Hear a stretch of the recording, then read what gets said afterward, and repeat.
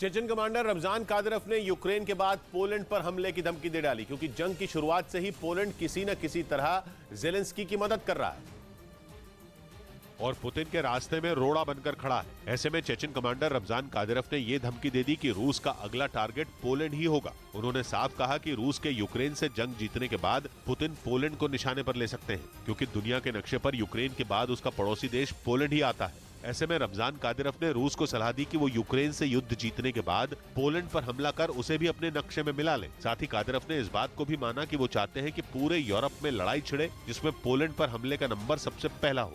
उधर रूस और यूक्रेन में जारी जंग के बीच पोलैंड ने अपने पेट्रियट मिसाइल डिफेंस सिस्टम को राजधानी वॉर्सो में तैनात कर दिया। अब पोलैंड के सैनिक इससे दुश्मन के हमलों को नाकाम करने का अभ्यास करेंगे, ताकि अगर रूस उनके देश को निशाना बनाए तो वो भी उसे मुंहतोड़ जवाब दे सके। खबर है कि रूस के बढ़ते खतरे को देखते हुए पोलैंड ने पेट्रियट मिसाइल डिफेंस सिस्टम को राजधानी वॉर्सो में तैनात करने का फैसला किया।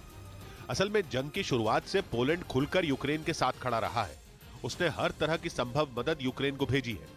दावा तो यहां तक है कि पोलैंड के रास्ते ही पश्चिमी देशों से भेजे गए हथियार यूक्रेन तक पहुंचते रहे हैं, जिनके दम पर यूक्रेन की फौज रूसी सेना को मुंहतोड़ जवाब देने में कामयाब हुई है।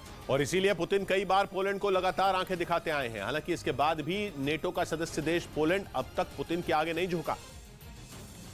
लेकिन ऐसा नहीं है कि पोलैंड को रूस से खतरे का अंदाजा नहीं है। असल में पुतिन बेलारूस की जमीन को यूक्रेन पर हमले के लिए इस्तेमाल करते आए हैं। ऐसे में पोलैंड को भी ये डर सता रहा है कि कहीं बेलारूस से रूसी फौज उस पर हमला न कर दे। इसीलिए उसने खुद को तैयार कर लिया। पेट्रियट मिसाइल डिफेंस सिस्टम काफी ताकतवर माना जाता है।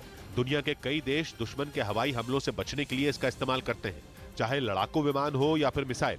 ये उन्हें हवा में ही खत्म कर देता है। यही वजह है कि अब पोलैंड ने पिछले साल अमेरिका से मिले इस मिसाइल डिफेंस सिस्टम को राजधानी में तैनात कर दिया।